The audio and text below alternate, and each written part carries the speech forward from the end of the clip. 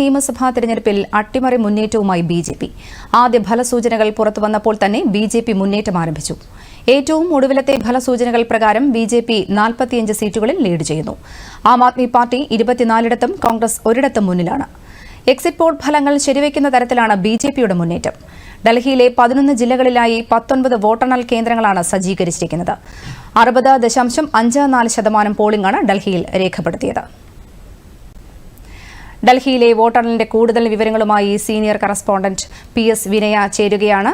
വിനയ, exit poll ഫലങ്ങൾ സൂചിപ്പിച്ചതുപോലെ തന്നെ ബിജെപി മുന്നേറ്റം തുടരുകയാണ്. എന്താണ് കൂടുതൽ വിവരങ്ങൾ പറയാനുള്ളത്? ഇത്രയും വർഷങ്ങൾക്ക് ശേഷം അധികാരത്തിലേക്ക് തിരിച്ചെത്തുന്ന ഒരു സൂചനയാണ് ഇപ്പോൾ പുറത്തു വന്നിരിക്കുന്നത്. അതായത് വോട്ടെണ്ണൽ 8 മണിക്കാണ് ആരംഭിച്ചത്. ഇപ്പോൾ 2 മണിക്കൂർ പിന്നിടുമ്പോൾ BJP കൃത്യമായി കേവല ഭൂരിപക്ഷം പിന്നിട്ടിട്ടുണ്ട് എന്ന് തന്നെ പറയാം. 46 സീറ്റുകളിലേക്ക് BJPയുടെ ലീഡ് ഉയർന്നിട്ടുണ്ട്. ആം ആദ്മി പാർട്ടിയുടെ പ്രമുഖ നേതാക്കളെല്ലാം തന്നെ ഇപ്പോൾ പിന്നിലാണ്.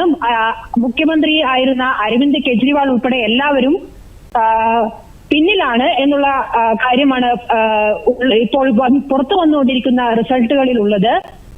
കഴിഞ്ഞ 27 വർഷമായി BJPയെ അധികാരത്തിന് പുറത്തു നിർത്തിയിരുന്ന ദില്ലി നിവാസികൾ ഇത്തവണ BJPക്ക് തന്നെ വോട്ട് കിട്ടിയിരിക്കുന്നു. ആം ആദ്മി പാർട്ടി എല്ലാ മേഖലകളിലും തകർന്നടിഞ്ഞുകൊണ്ടിരിക്കുന്ന ഒരു കാഴ്ചയാണ് ഇപ്പോൾ ഡൽഹിയിൽ നിന്നും പുറത്തു വരുന്നത്. അഴിമതിക്കെതിരെ വലിയ മുദ്രാവാക്യം ഉയർത്തിക്കൊണ്ട് അധികാരത്തിലെത്തിയവരാണ് ആം ആദ്മി പാർട്ടി.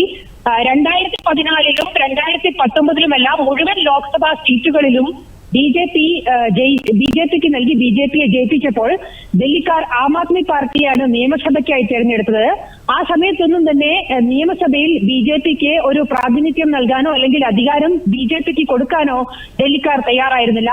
എന്നാൽ ഈ 2 വർഷത്തെ, അതായത് 10 വർഷത്തെ ആം ആദ്മി പാർട്ടിയുടെ ഭരണം ഉണ്ടാക്കിയ ഭരണവിരുദ്ധ വികാരം വലിയ തോതിൽ പാർട്ടിക്ക് തിരിച്ചടിയായിരിക്കുന്നു എന്ന് തന്നെ പറയാം.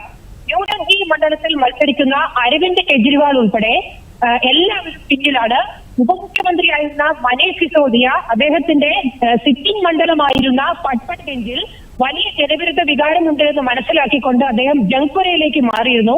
പക്ഷേ പട്പട്ഗഞ്ചിലും അദ്ദേഹത്തിന് പകരം വന്ന ആം ആദ്മി പാർട്ടി സ്ഥാനാർത്ഥി പിറകിലാണ്. ജംഗ്പുരയിൽ മനീഷ് സിസോദിയയും ഇപ്പോൾ പിറകിലാണ്. അതോടൊപ്പം തന്നെ ആം ആദ്മി പാർട്ടിയുടെ നിലവിലെ മുഖ്യമന്ത്രിയായിരുന്ന അതീഷി മത്സരിക്കുന്ന അതീഷി പിറകിലാണ്. അവിടെ BJP സ്ഥാനാർത്ഥിയായ രമേശ് ബിദുരിയാണ് മുന്നിട്ട് നിൽക്കുന്നത്. ന്യൂഡൽഹി മണ്ഡലത്തിലും BJP സ്ഥാനാർത്ഥിയായ പർവേഷ് സിംഗ് സാഹിബാണ് ഇപ്പോൾ മുന്നിട്ട് നിൽക്കുന്നത്. നേരത്തെ എക്സിറ്റ് പോൾ ഫലങ്ങളെല്ലാം തന്നെ BJP ഡൽഹിയിൽ അധികാരത്തിലെത്തുമെന്ന് പ്രവചിച്ചിരുന്നു. അതേ എക്സിറ്റ് പോൾ ഫലങ്ങളെ ശരിവെക്കുന്ന ഒരു തിരഞ്ഞെടുപ്പ് ഫലം തന്നെയാണ് ഇപ്പോൾ വന്നുകൊണ്ടിരിക്കുന്നത്. മറ്റൊരു കാര്യം കോൺഗ്രസിന്റേതാണ്.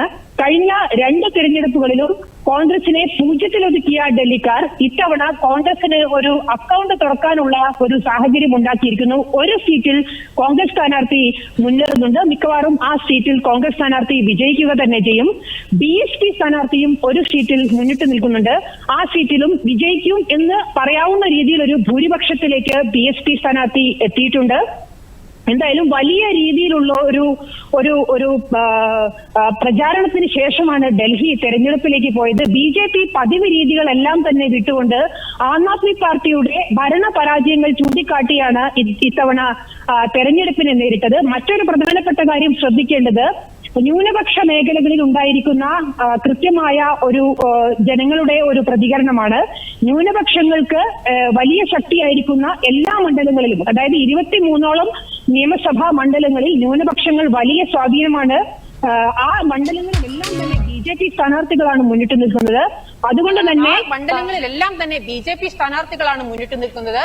അതുകൊണ്ട് തന്നെ മറ്റ് എല്ലാ രാഷ്ട്രീയങ്ങൾക്കും അപ്പുറം വികസനം വേണം, ഈ അഴിമതി ഉള്ള ഒരു ഭരണം മാറണം എന്നുള്ള രീതിയിലേക്ക് തന്നെ ജനങ്ങൾ ചിന്തിച്ചുകൊണ്ട് BJPയെ വീണ്ടും അധികാരത്തിലെത്തിക്കുക എന്നുള്ളൊരു തീരുമാനത്തിലേക്ക് ജനങ്ങൾ എത്തി എന്ന് വേണം നമുക്ക് ഈ ഫലങ്ങളിൽ നിന്ന് മനസ്സിലാക്കാൻ. കൃത്യമായും അതായത് വോട്ടെണ്ണൽ ആരംഭിച്ച് ഒരു അരമണിക്കൂർ കഴിഞ്ഞപ്പോൾ തന്നെ കൃത്യമായി കേവല ഭൂരിപക്ഷത്തിലേക്ക് പോകുന്ന BJP പോകുന്ന ഒരു രീതിയിലേക്ക് ഫലം വന്നിരുന്നു.